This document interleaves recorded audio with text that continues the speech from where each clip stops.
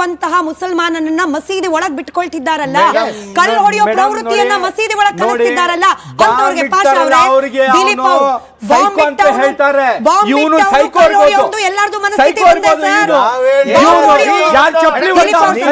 ದಿಲೀಪ್ ಅವ್ರ ಸಮಯ, ದಿಲೀಪ್ ಅವ್ರ ಸಮಯ ಕೆಲಸ ಮಾಡಲ್ಲ, ಎರಡು ಮುಖವಾಡ ಇದೆ.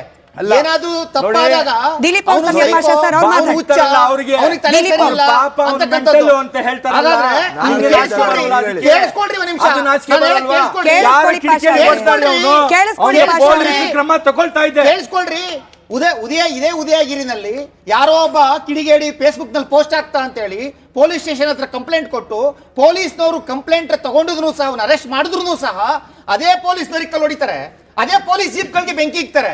ಇದೇ ಹಳೆ ಹುಬ್ಬಳ್ಳಿ ಕೇಸ್ ನಲ್ಲಿ ಯಾರೋ ಒಬ್ಬ ಅದೇ ಹಳೆ ಹುಬ್ಬಳ್ಳಿ ಕೇಸ್ ನಲ್ಲಿ ಯಾರೋ ಒಬ್ಬ ಫೇಸ್ಬುಕ್ ನಲ್ಲಿ ಪೋಸ್ಟ್ ಆಗ್ತಾ ವಿಕೃತವಾಗಿ ಇದ್ ಮಾಡ್ದ ಅಂತ ಹೇಳಿ ಅವನ್ನ ಅರೆಸ್ಟ್ ಮಾಡಿದ್ರು ಸಹ ಪೊಲೀಸ್ ಮೇಲೆ ಕಲ್ಲು ಹೊಡಿತಾರೆ.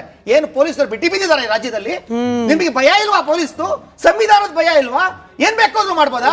ಇದು ಪ್ರಜಾಪ್ರಭುತ್ವ ರಾಷ್ಟ್ರ, ಇದು ಹಿಂದೂಸ್ತಾನ, ಇದು ಸಂವಿಧಾನಾತ್ಮಕ ಇರ್ತಕ್ಕಂಥ ರಾಷ್ಟ್ರ. ಅಂಬೇಡ್ಕರ್ ಇರ್ತಕ್ಕಂಥ ಕೊಟ್ಟಿರ್ತಕ್ಕಂಥ ಸಂವಿಧಾನಕ್ಕೆ ಬೆಲೆ ಕೊಡಿ, ಪೊಲೀಸ್ನವರಿಗೆ ಬೆಲೆ ಕೊಡಿ, ಲಾ ಅಂಡ್ ಆರ್ಡರ್ ಬೆಲೆ ಕೊಡಿ. ನಿಮ್ಗೆ ಯಾವ್ದು ಭಯ ಇಲ್ಲ, ಯಾವ್ದು ಭಯ ಇಲ್ಲ. ಅಲ್ಲ ಶಿವಕುಮಾರ್ ಅವರು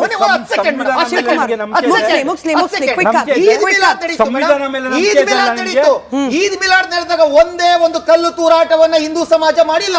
ಅದೇ ಈದ್ ಮಿಲಾದ್ ನಲ್ಲಿ ನೂರಾರು ಕಡೆ ಪಾಕಿಸ್ತಾನ್ ಜಿಂದಾಬಾದ್ ಅಂತ ಅಂತಾರೆ.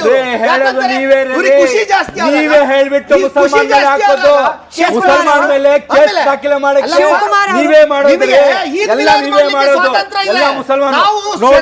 ಈದ್ ಮಿಲಾದ್ ಅನ್ನ ಗೌರವಿಸ್ತೀವಿ, ಗಣೇಶ ಮೆರವಣಿಗೆಯನ್ನ ಗೌರವಿಸಿಲ್ಲ.